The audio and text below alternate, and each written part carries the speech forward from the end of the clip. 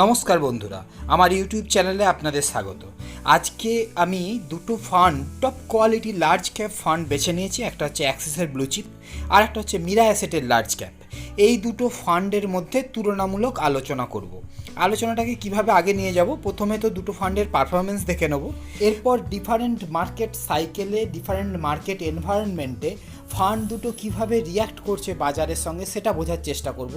দুটো ফান্ডের বাজারের সঙ্গে ব্যবহারের কী তফাৎ এবং সেই তফাৎ কেন, সেইটা বোঝার জন্য আমি কিছু টেকনিক্যাল এবং কিছু ফান্ডামেন্টাল আইডিয়া সাপোর্ট নিয়ে বোঝার চেষ্টা করব ফান্ড দুটোর ব্যবহারের তফাতের কারণ।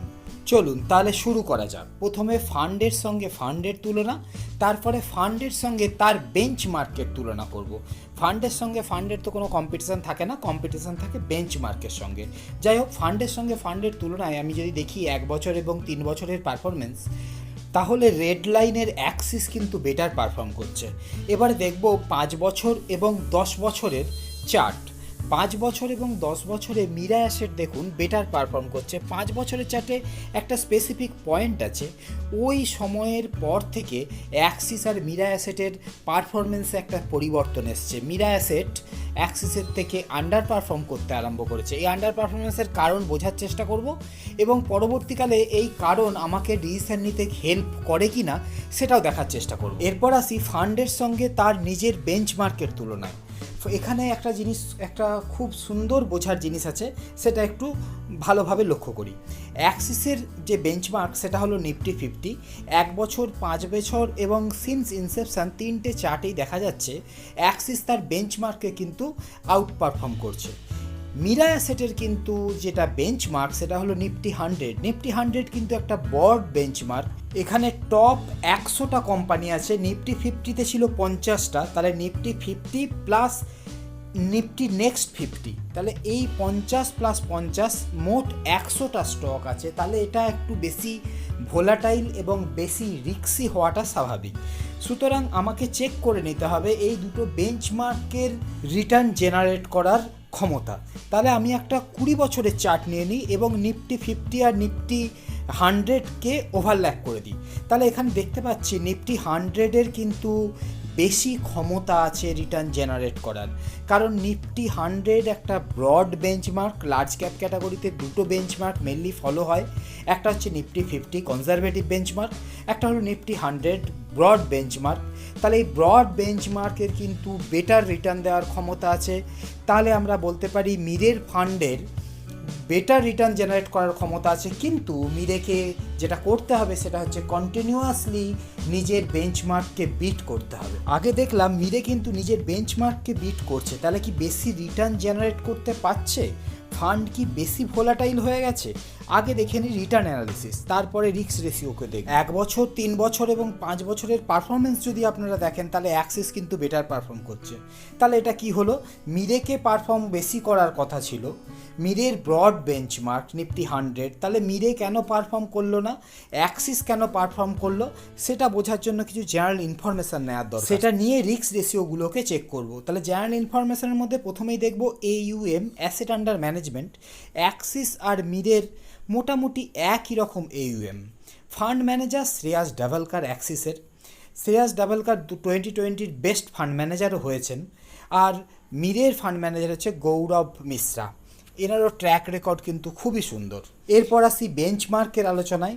তো অ্যাক্সিসের হলো নিফটি 50 আর মিরের হলো নিফটি 100। নিফটি 100 যেমন বললাম একটু ব্রড বেঞ্চমার্ক, রিস্ক বেশি, রিটার্ন জেনারেট করার ক্ষমতাও বেশি। এরপর আসি র্যাঙ্কিংয়ে। ক্রিসিল কিন্তু অ্যাক্সিসকে 5 স্টার দিচ্ছে, মিরেকে 3 স্টার। ভ্যালু রিসার্চ দুজনকেই 5 স্টার দিচ্ছে। এক্সপেন্স রেশিওতে মিরে সামান্য বেশি, কিন্তু টার্ন ওভার দেখুন, অ্যাক্সিস তো নিজের পুরো টার্ন ওভার করে পোর্টফোলিওই চেঞ্জ করে দিয়েছে। 100% টার্ন ওভার, পোর্টফোলিও 100% চেঞ্জ। তাহলে শ্রেয়াসজি পোর্টফোলিও 100% চেঞ্জ করে কি করলেন সেটা বোঝার জন্য পোর্টফোলিওর ভিতরে ঢুকি।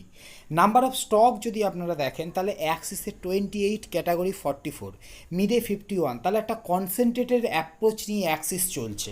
টপ 5 হোল্ডিং এবং টপ 10 হোল্ডিং যদি আপনারা দেখেন, তাহলেও অ্যাক্সিসের কনসেন্ট্রেটেড অ্যাপ্রোচ ক্লিয়ার হবে। 28টা স্টক আছে, কিন্তু টপ 5 5টা স্টকেই 41% ইনভেস্টেড অ্যাক্সিস। মিরে সেখানে অনেকটা ডাইভার্সিফাইড অ্যাপ্রোচ নিয়ে চলছে, কারণ তাকে বিট করতে হবে নিফটি 100কে। তো একটা ব্রড বেঞ্চমার্ককে বিট করতে গেলে তাকে তো মিড অ্যান্ড স্মল ক্যাপে এক্সপোজার নিতেই হবে, একটু ডাইভার্সিফাইড পোর্টফোলিও তৈরি করতেই হবে। কিন্তু ডাইভার্সিফাইড পোর্টফোলিও তৈরি করতে গেলে রিটার্ন দেওয়ার ক্ষমতা যেমন বাড়ে, তেমনি রিস্ক এবং ভোলাটিলিটি দুটোই বেড়ে যায়।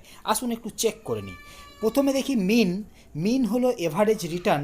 এখানে কিন্তু অ্যাক্সিস বেটার মিরের থেকে, ক্যাটাগরি থেকে দুজনেই ভালো। এসডিআর বিটা, এটা হচ্ছে volatility. Lower value better, investor এরকম মনে করে।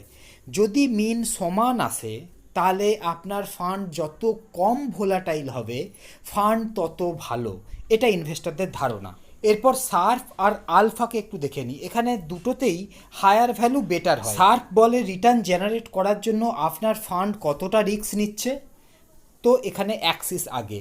আলফা বলে যদি ইন্ডেক্স আপনার বেঞ্চমার্ক যদি আপনার জিরো রিটার্ন দেয় তাহলে আপনার ফান্ড কত রিটার্ন বানাতে পারে, এখানে হায়ার ভ্যালু বেটার হয়, এখানেও অ্যাক্সিস আগে।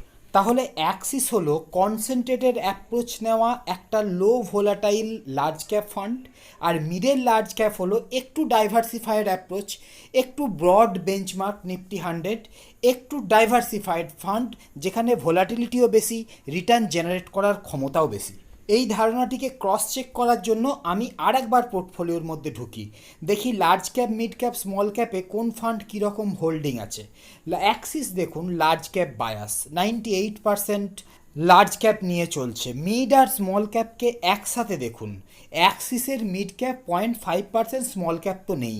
মিডে সেখানে 13% মিড ক্যাপ, 2% স্মল ক্যাপ নিয়ে চলছে। ক্যাটাগরি থেকেও মিড অ্যান্ড স্মলে এক্সপোজার মিডের বেশি, তার জন্যই ফান্ডটা বেশি ভোলাটাইল। এসডিআর বিটা দেখুন, এবং ফান্ডটা টাফ টাইমে আলফা জেনারেট করতে পারেনি। তাহলে বিষয়টিকে সামারাইজ করি। দেখলাম প্রথমে অ্যাক্সিস শর্ট টার্মে বেটার পারফর্ম করেছে, কারণ এর large cap bias approach. High portfolio turnover ratio দিয়ে এ পোর্টফোলিওকে লার্জ ক্যাপ বায়াস করে নিয়েছে। 28 স্টকের খুব কম স্টকের লার্জ ক্যাপ ওরিয়েন্টেড একটা পোর্টফোলিও তৈরি করেছে। তার জন্য যখন ব্রডার মার্কেটে কারেকশান হয়েছে তখন একে কারেকশান ফেস করতে হয়নি। এর বেঞ্চমার্কও এর সঙ্গে, কারণ এর নিফটি 50 ন্যারো বেঞ্চমার্ক। উল্টো দিকে মিডে এর কিন্তু বেঞ্চমার্ক নিফটি 100, তাহলে একে একটু রিস্ক বেশি নিতে হবে। এ সেরকমভাবেই মিড ক্যাপ স্মল ক্যাপে অ্যাক্সিসের তুলনায় বেশি এক্সপোজার নিয়েছে। তাহলেই যখন ব্রডার মার্কেটে কারেকশান হয়েছে তখন মিডে কারেকশান ফেস করেছে। তার জন্য যখন থেকে 5 বছরের চার্টে ওই স্পেসিফিক পয়েন্টটা, যখন থেকে ব্রডার মার্কেটে কারেকশান শুরু, তখন থেকে মিডের আন্ডার পারফরমেন্স শুরু। আবার উল্টো দিকে দেখুন, টেকনিক্যাল জায়গা থেকে, রিস্ক রেশিওর দিক থেকে এসডিআর বিটা মিডের বেশি, তার কারণ মিড ক্যাপ স্মল ক্যাপ বেশি। কিন্তু এই শর্ট টার্মের অসুবিধাই লং টার্মে তাকে সুবিধা দিচ্ছে। 10 বছর হরাইজনে গিয়ে এসে কিন্তু অ্যাক্সিসকে বিট করে দিচ্ছে। এইটাই ছিল আজকের অ্যানালিসিস। আপনাদের যদি ভালো লাগে অবশ্যই লাইক করবেন এবং সাবস্ক্রাইব করে সঙ্গে থাকবেন। And thank you for watching.